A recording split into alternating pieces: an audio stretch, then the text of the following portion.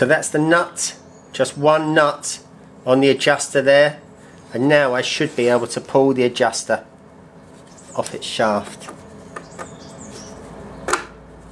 Here it comes. There it is. That's it off. So there's quite a lot of sludge in there.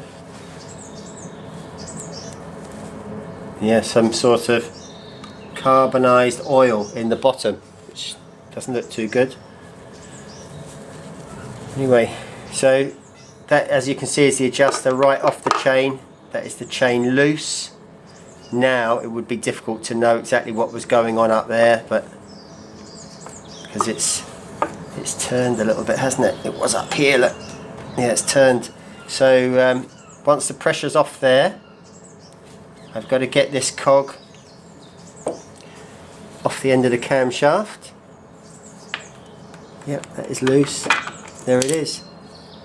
And I just heard that dowel drop down here.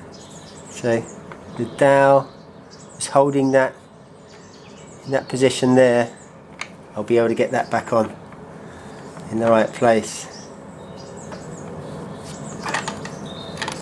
There it is, that's it off. Get down there and salvage that down. I realise now that to get this camshaft out of here, first of all I've got to take all the rocker shafts off the side there. So there's 6 of those with a 5mm Allen key, and then I've got to remove this little, it's not really a sprocket but some sort of gear looking thing here, and behind it there is a spacer and a seal. I've got to take those off, and then I can undo these bolts and carefully withdraw the camshaft. And that is stuck there because it's probably quite a tight fit, and it's got a woodruff key in there which stops me turning it.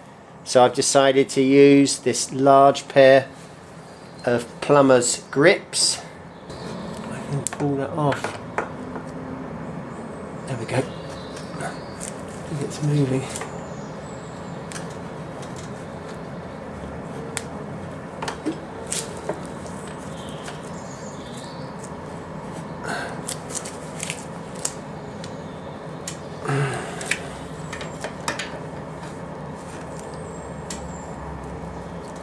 That's it. There it is. You can see there, because obviously I've done the other side. There's the woodruff key, or the slot for it. The woodruff key is still in there on the camshaft. I'll have to get a pair of pliers or a little screwdriver and just pop that out, and then I'll be able to undo those 3 10mm bolts there quite easily. Now my solution for getting the woodruff key out is a screwdriver and a copper faced hammer. There we are, that was easy.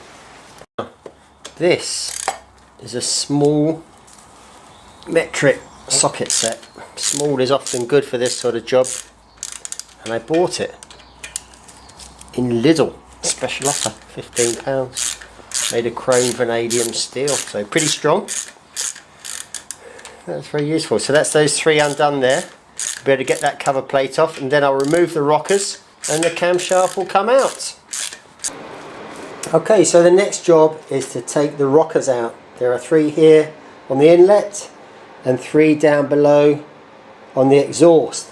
And how these work is that there's a plain bearing inside the rocker, and that can be slipped out. And if you can imagine that in that hole on this one, it can't go this way because this cover is in the way, so you have to slide it the other way. And you know, similarly on the others, just find out which way to slide them. And what you do is you use a 5mm Allen key and you loosen that bolt in the middle, and that somehow releases the lock. So when it's tightened up, you can't push that out. Once it's been loosened, once you've loosened the Allen key, then you can slide it out. You can see that they slide quite easily because they're all oily, and you've got to somehow get it moving inside there. So I've removed the right hand one, the left hand one, The middle one I can't remove because the lobe of the rocker is lifting on the cam, so there is pressure there on that bearing through the spring. You can't do it. So what I've got to do is just get a spanner on the end of the cam, turn it so the valve is no longer open, and then I can also push that one out. And how I've been doing it is I just get a nice big Allen key like that, put it in there, and I give it a little tap with the hammer on the side just to get it moving along. Once I've got it moving along, I can tap it in and take it out. So now I've pulled the camshaft out of the camshaft housing here, and it came through this chain guard. I released the chain guard, but it won't come off because there's not enough room around the guide for the chain, so either I have to split the chain or take the guide off. So I'll just leave that there for a minute, and now I've undone the camshaft housing nuts, quarter of a turn at a time so as not to get any warping, and now I'm just taking them off so they're loose.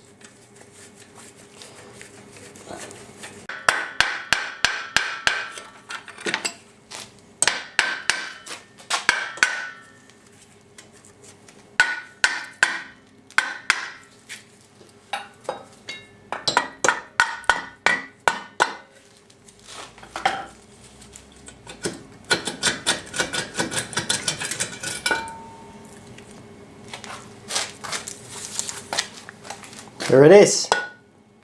That is the cam housing off. So now my next job is to remove the 12 cylinder head nuts. Fingers crossed they all come out. I don't want the studs to come out, and I definitely don't want the studs to break, and then I can take the heads off. So last couple of cylinder head nuts to go, and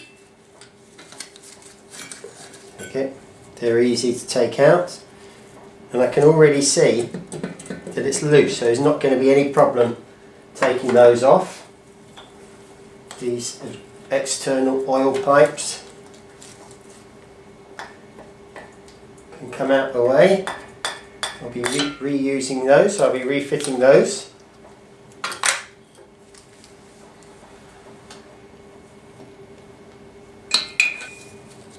Okay, let's have a look.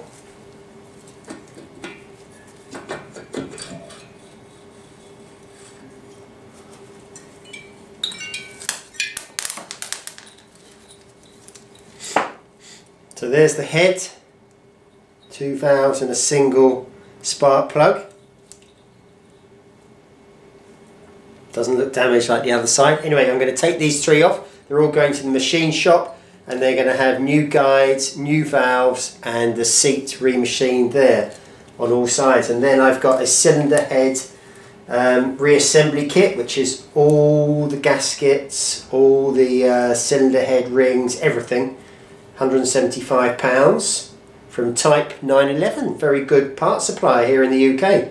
And then they'll be ready to go back on. So I'm hopeful that I'm not doing any more disassembly than that.